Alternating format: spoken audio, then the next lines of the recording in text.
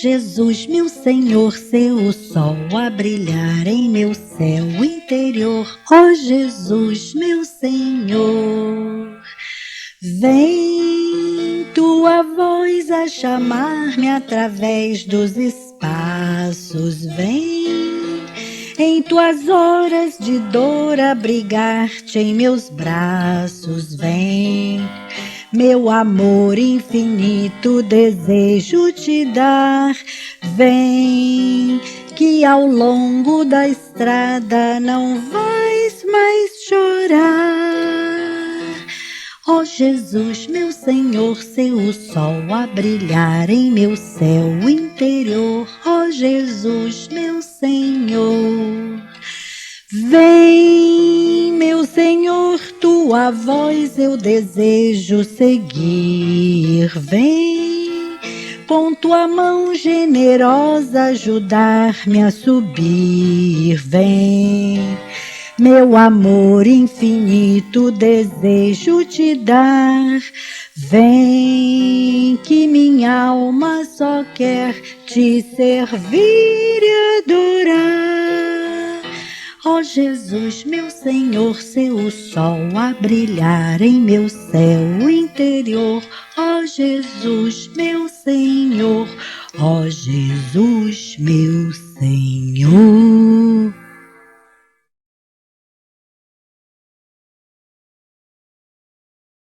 Vamos lá.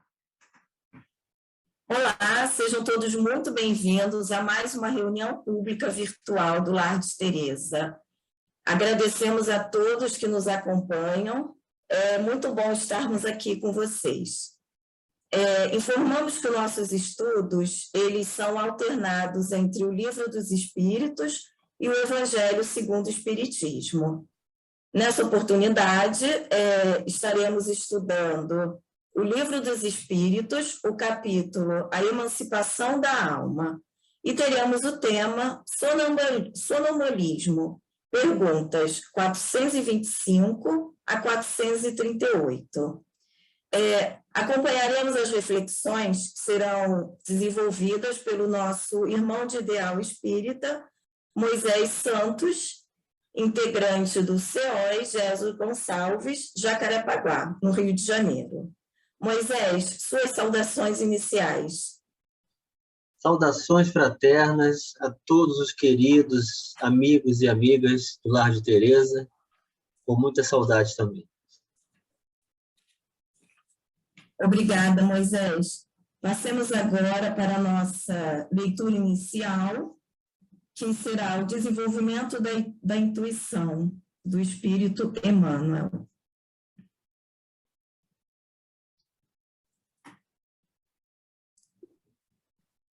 Desenvolvimento da intuição.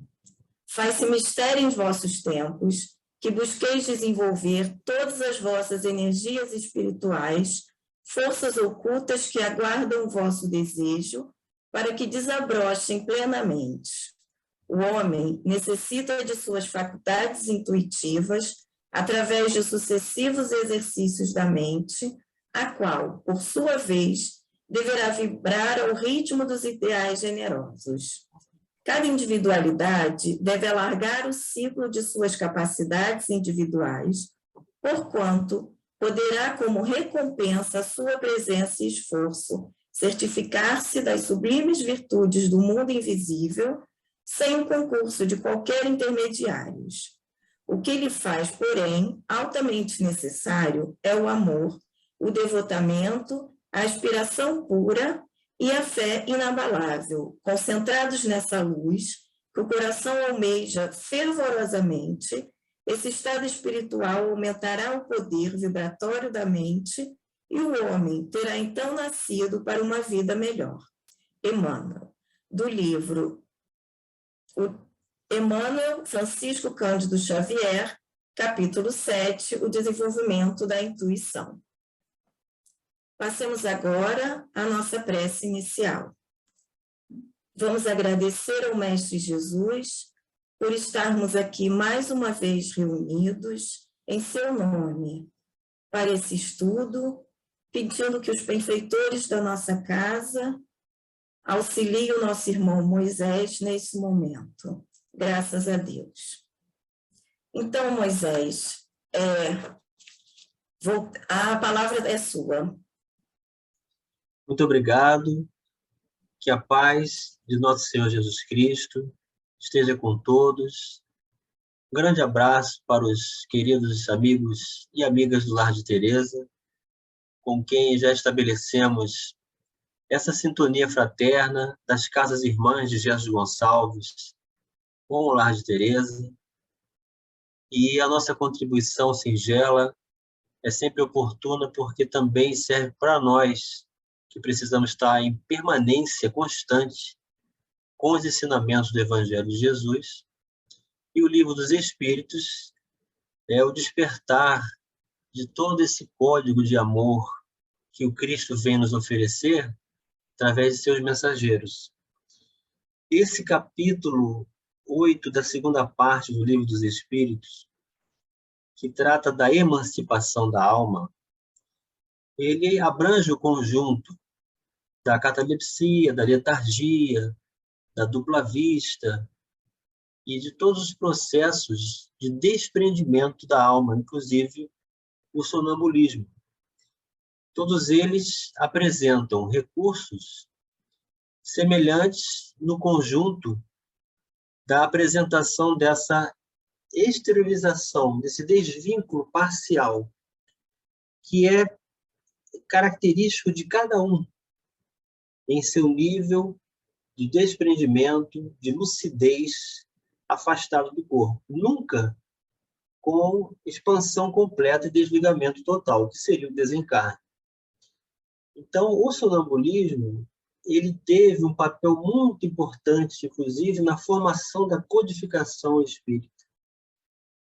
Porque nós vamos ver que existe o sonambulismo que é provocado, o sonambulismo magnético, que difere do sonambulismo natural, que ocorre espontaneamente.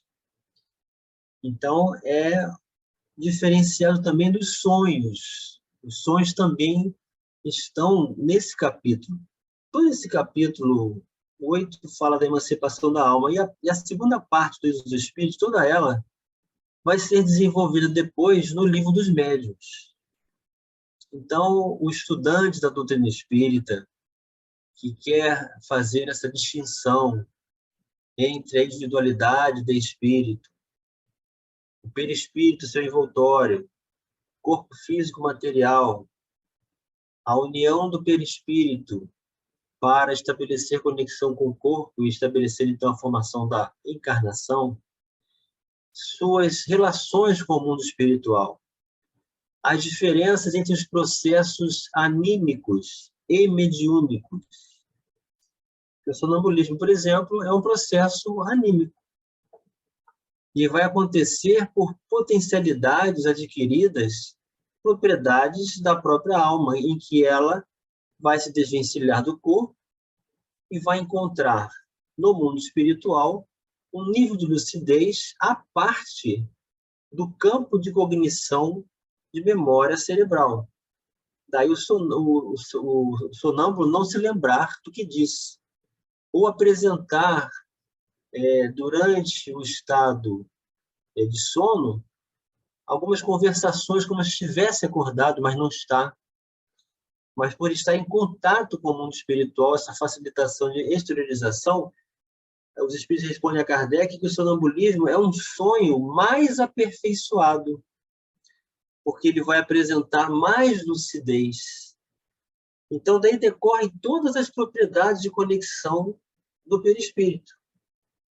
Enxergamos no mundo espiritual com o perispírito. Sentimos com o perispírito. Estabelecemos emoções, entramos em conexão com outros espíritos desencarnados por propriedades do perispírito. Então, o perispírito ele é estudado profundamente no mundo espiritual. O Emmanuel diz que na Terra os homens estudam o corpo físico, a medicina, a ciência humana estuda o corpo físico. E no mundo espiritual, os espíritos superiores estudam o perispírito. Então, é pelo perispírito que nós vamos ter todas essas respostas de conexões, de lucidez, de consciência, de acúmulo de memória, de conhecimento. Por que o sonâmbulo tem um conhecimento que ele não apresenta de forma comum enquanto está no estado de vigília? Porque ele acessa arquivos que estão adormecidos, que estão guardados na sua intimidade, e que pode ser até, inclusive, utilizado para ouvir orientações que dizem respeito a potencialidades que ele já alcançou, mas que a sua organização física no momento não apresenta a possibilidade de exteriorização. Por quê? Porque existe um gênero de provas. Existe uma condução para um caminhar determinado, específico, que diz respeito à necessidade de retificação e recuperação das nossas almas com relação à justiça divina. Eis o objetivo da reencarnação, o progresso. Então, nós temos que compreender que o progresso ele é um mecanismo educativo que nos oferece retificação, amparo e condução de valores de ressignificação, sem jamais configurar condenação. Então, nós temos que tirar, nós espíritas cristãos, temos que tirar do nosso vocabulário a associação da ideia de permanência como encarnado no processo educativo da reencarnação, a ideia de condenação divina. Não existe condenação divina. O caminho é o de conscientização e reconhecimento de que o que ocorre conosco está dentro de um planejamento, está dentro de uma oportunidade de valor a ser reconsiderado, com a nossa participação e responsabilidade dessa construção. O Emmanuel também afirma que nós somos os artífices do próprio destino. Então, não é obrigatório passar pela feira do mal, passamos pela feira da ignorância. Ou seja, fazemos escolhas que não conhecemos suas consequências, mas aprendemos pelas consequências, sem ferir a consciência. Então, às vezes, esse acúmulo de conhecimento, às vezes mais intelectual do que moral, ele fica reservado e estabelece uma conexão com oportunidades do gênero de provas para vivermos as condições de retificação e não temos acesso à memória. Mas o sonâmbulo, com a lucidez, ao adentrar na vida natural, que é o mundo espiritual, ele vai ter a visão pelo perispírito, ele vai ter a interatividade das energias em torno dele, ele vai perceber, tem até uma palavra que os espíritos dizem para Kardec, ele vai adivinhar o futuro, ele vai saber do futuro, não que seja algo místico ou algo que esteja estabelecendo para ele de uma incerteza ou de uma curiosidade, não. É uma sequência de encadeamentos naturais, de escolhas, que vão levar a probabilidades. Então, o espírito vê as probabilidades, ele vê o ensejo da construção do seu caminhar e as condições futuras, em função do que ele vive hoje, por conta desse desprendimento que o espírito faz durante o estado sonambúlico. Então, o sonâmbulo ele tem um estado semelhante ao do sonho, porém é mais aperfeiçoado do que o sonho. Nós temos os sonhos que podem fazer com que a gente mergulhe no passado e, ao acordar, façamos uma relação com algo que não faz nenhum sentido, que pode ser uma lembrança do passado, ou uma intuição de algo que ocorreu. Nós podemos ter um encontro tão significativo com aqueles que nos antecederam da parte espiritual, que nos levam aos seus locais onde estão vivendo hoje, nas suas colônias, suas casas, o trabalho que fazem, a conversa que temos, as palavras que foram ditas, carinhosas, o abraço que recebemos, o calor da presença do ente querido que já nos antecipou e a espiritualidade superior organiza o encontro, e nós temos essa lucidez, e é tão nítida, é tão forte, que a impressão é que não estávamos dormindo. E ao despertarmos no corpo, aquela lembrança é forte. Isso é do sonho. Nós podemos sonhar e ter uma ideia de consequências, como eu falei, futuras, em função das construções escolhidas. Ou o próprio Pai Celestial nos advertindo de algo que devemos nos preparar para encontrar com as consequências naturais da construção do nosso próprio destino, nos preparando para tirar melhor proveito da prova. Então, Deus é tão bom que nos antecipa, Ele nos prepara, Ele nos fortalece, Ele nos dá as condições de entendermos mecanismos que vão ocorrer e que aí nós estamos distraídos. Mas por conta de uma intervenção, de uma energia, de uma determinação do mundo superior, nós trazemos para os registros cerebrais que são totalmente desconectados do recurso do órgão mente. A mente, o André Luiz fala no livro O Mecanismo da Mediunidade, que é um órgão do espírito. Então, a mente pertence ao espírito. Então, o cérebro é só um veículo do pensamento, dessa exteriorização. Ele não faz parte do espírito. O cérebro é físico. Então, quando o sonâmbulo vê o seu próprio corpo deitado e ele começa a considerar-se, falar de si mesmo como se fosse outra pessoa, ele está falando dele, indivíduo espírito, da sua porção material. E quando ele faz a abordagem física, em se enxergar como espírito, está vivenciando essa dupla ação temporária desse fenômeno anímico, porque não foi provocado. É um potencial da própria alma. Então, é muito importante a gente fazer essa distinção. Os poderes anímicos, as faculdades anímicas, elas são recursos das próprias condições, das características do espírito. Essa foi a pergunta 425. A 426, Allan Kardec fala sobre o sonambulismo magnético. Eu já adiantei. Qual é a diferença? Ele é provocado. Allan Kardec tinha uma preferência sobre esses médiuns. Não é à toa que esses médiuns reencarnaram nessas condições. Por quê? Porque o médium sonambúlico ele tem uma facilidade de desatar-se do corpo físico com mais facilidade. E como a comunicação espiritual é feita de perispírito a perispírito, o perispírito estando mais afrouxado do corpo do que se conhece normalmente, ele vai ter mais facilidade de conexão e assimilação da mensagem. Então, o espírito vem e transmite para o próprio corpo aquilo que o mentor permitiu passar por ele, para perispírito a perispírito, vincular-se às funções motoras na psicografia ou na psicofonia e trazer a mensagem.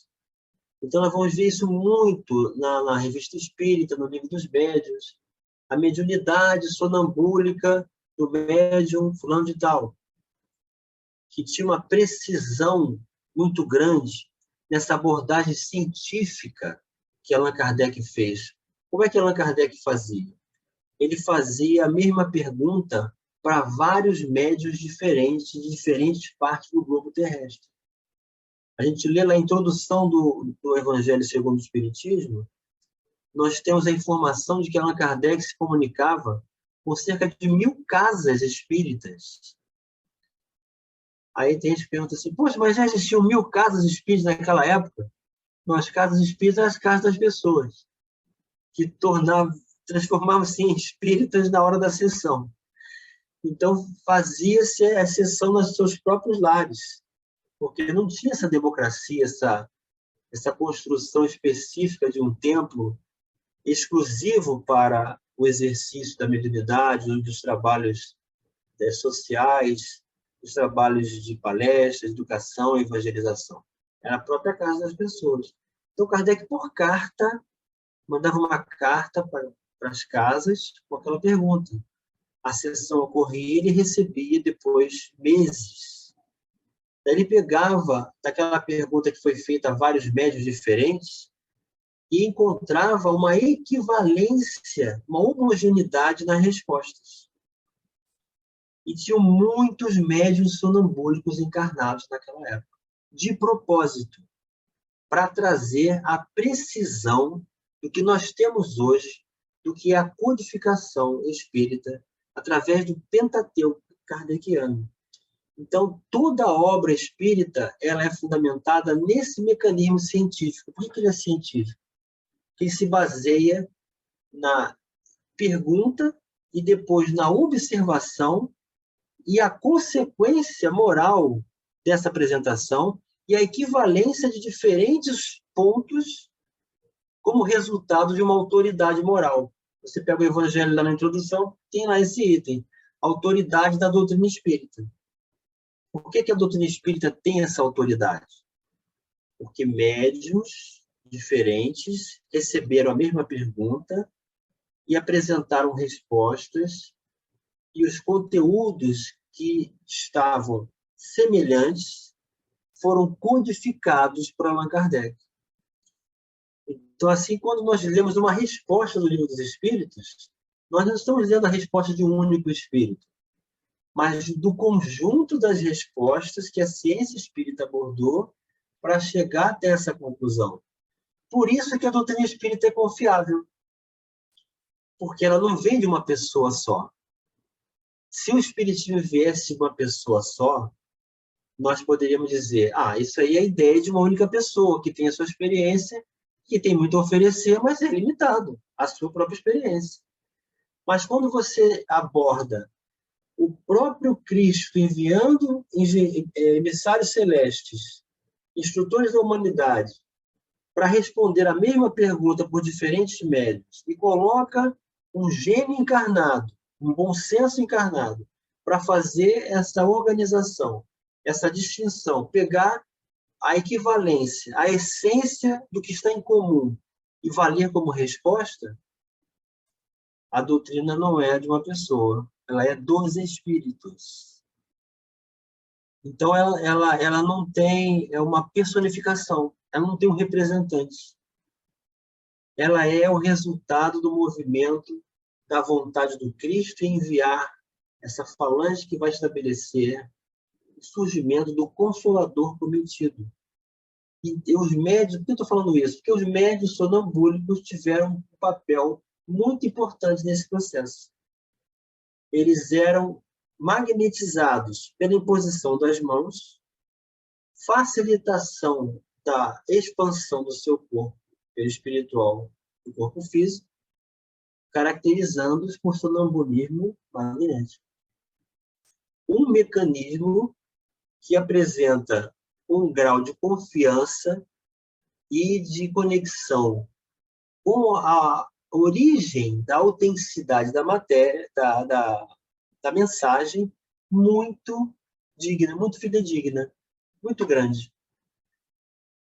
Então, essa é a diferença de termos uma autoridade espiritual do que as supostas propostas facilitadoras que o homem quer apresentar como recurso de libertação e de saúde imediata, sem muito esforço, sem apresentação da reforma íntima, ou sem o trabalho, ou sem o conhecimento, de uma maneira prática, sem o concurso do mérito para ser adquirido.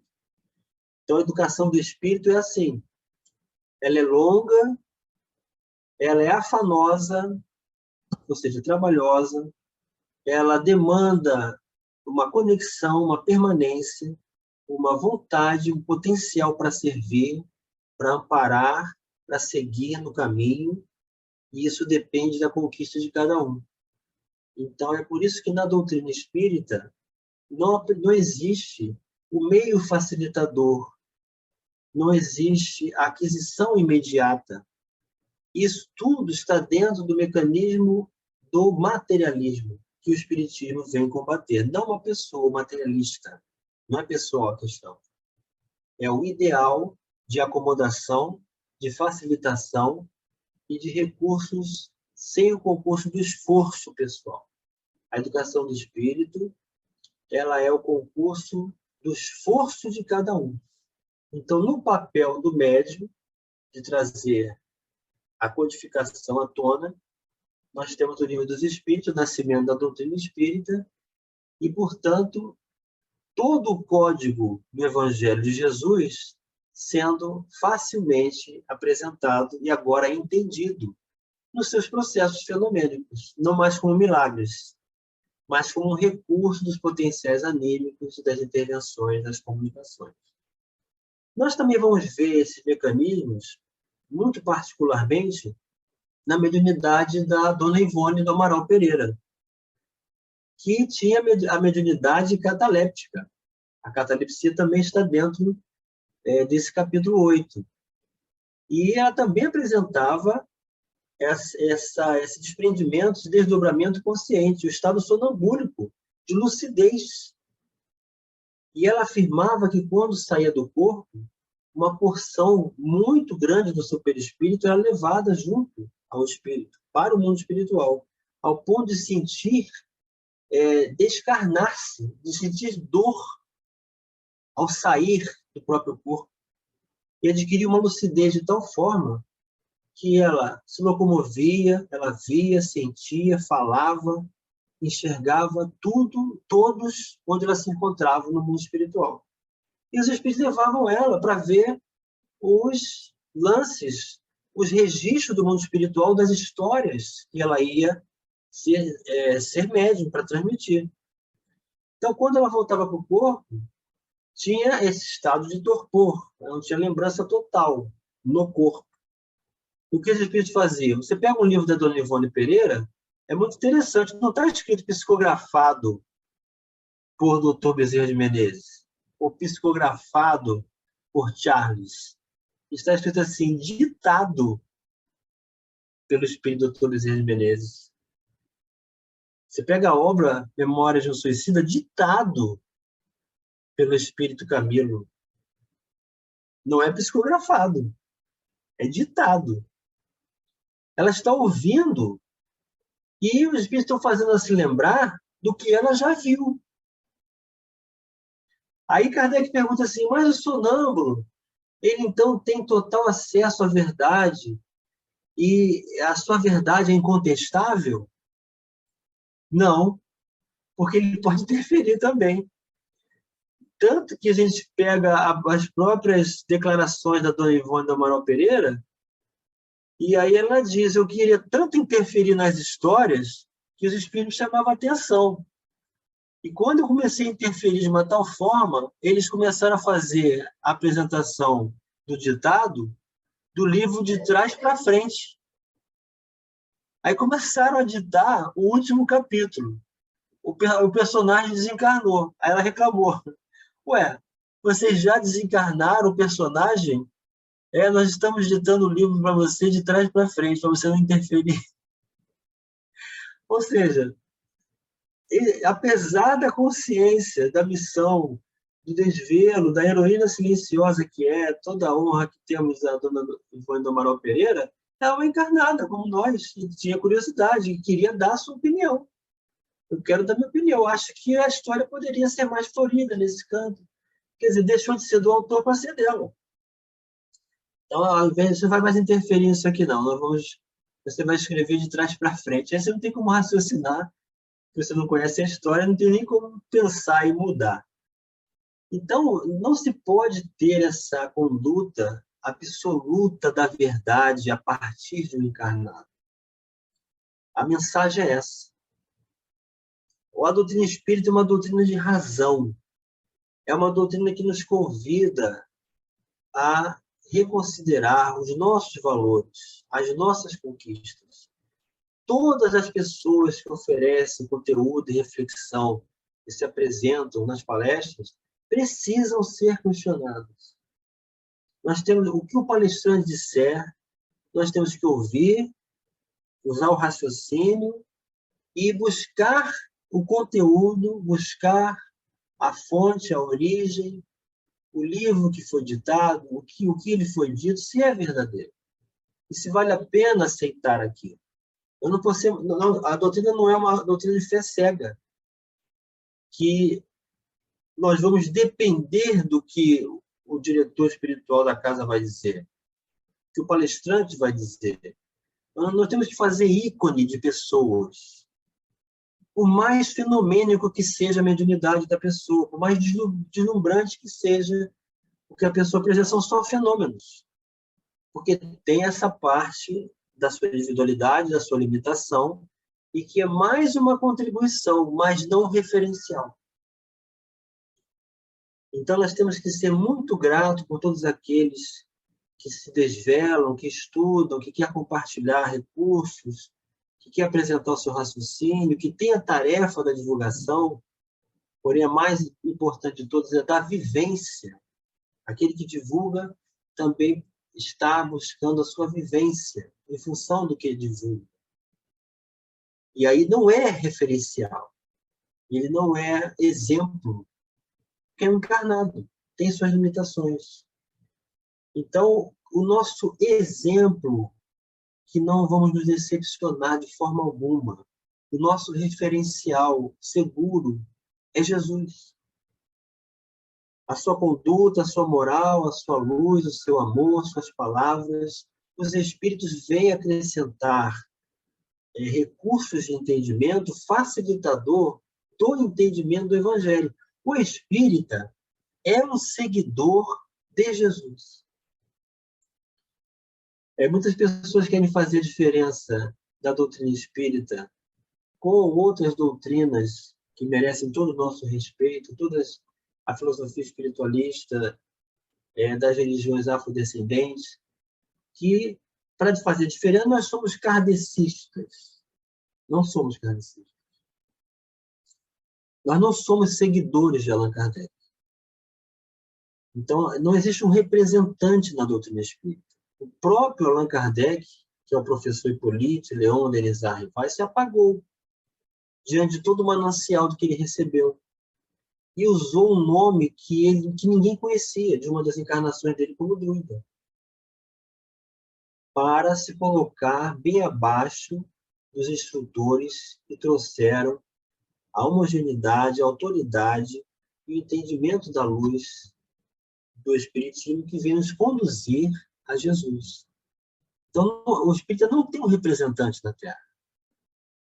E aí nós queremos um representante, nós queremos que o palestrante seja o sacerdote, nós queremos que o presidente da Federação Espírita Brasileira seja o Papa. Nós queremos fazer da água fluidificada a água benta. Queremos fazer da desobsessão o exorcismo.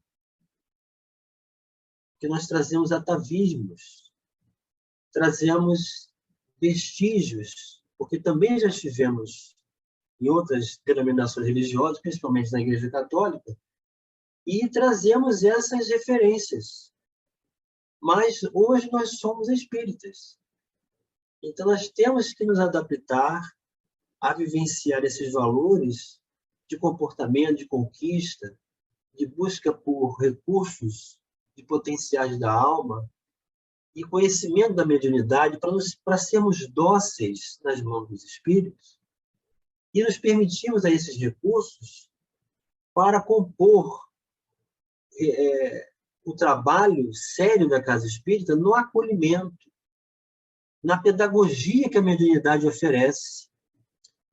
Cada comunicação espiritual em que o comunicante apresenta o seu universo particular, então cada um de nós pode se integrar ou se colocar em alguma parte daquela revelação e nos enxergarmos no futuro. Olha aí como está o companheiro hoje, porque viveu dessa maneira.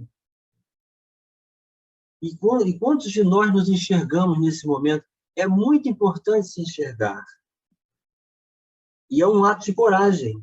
mas não de depreciação. Muitos chegam à casa espírita e são convidados a se enxergar, a conhecer a si mesmo. E aí, ao se conhecerem a si mesmo, encontram um panorama não tão agradável.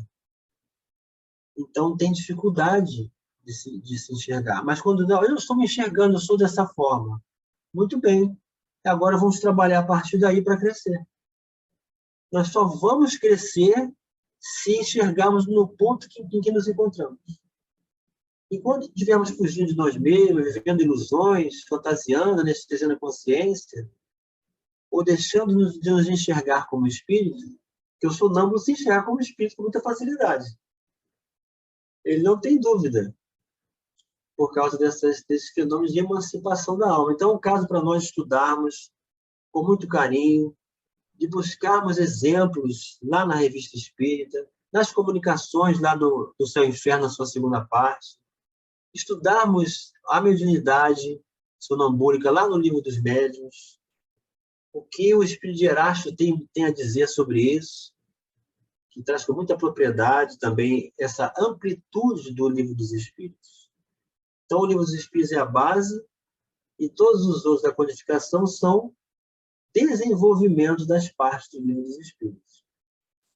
Que nós possamos nos permitir a esses recursos fortalecidos no ideal cristão, reconhecendo que o trabalho é de Jesus e que nós somos os meros aprendizes, cheios de potenciais para crescer, para vivenciar, nos integrarmos nessa proposta de amor, de acolhimento que a Casa Espírita faz com cada um dos nossos corações.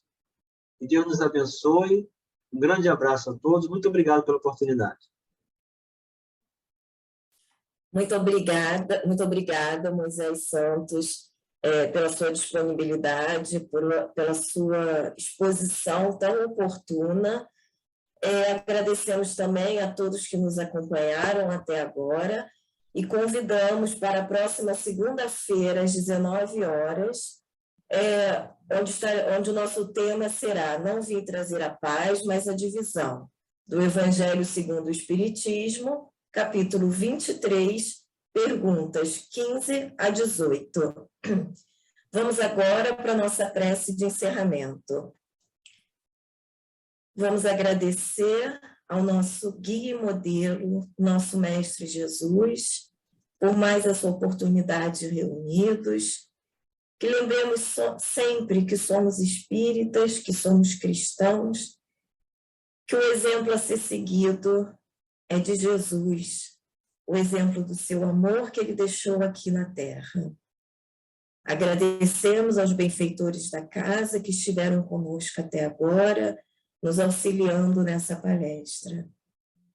E que possamos todos voltar aos nossos afazeres em paz e em segurança, graças a Deus.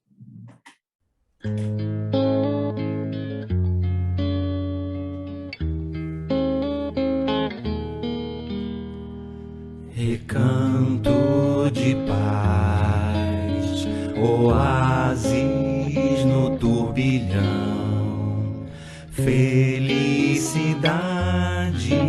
inundando o coração, braços e abraços de irmãos em louvor, ninho aconchego, calor. Lar de Teresa é amor, alvorecer, farol na escuridão, escola levando a iluminação, mãos que se unem pra ajuda a estender, mais sentimento e saber. Lar de Teresa é aprender. Doce Teresa, meiga amiga inspiração, teu lar é amparo e consolação. Laços, irmãos, família é o que traduz. Deus abençoe esta casa de luz.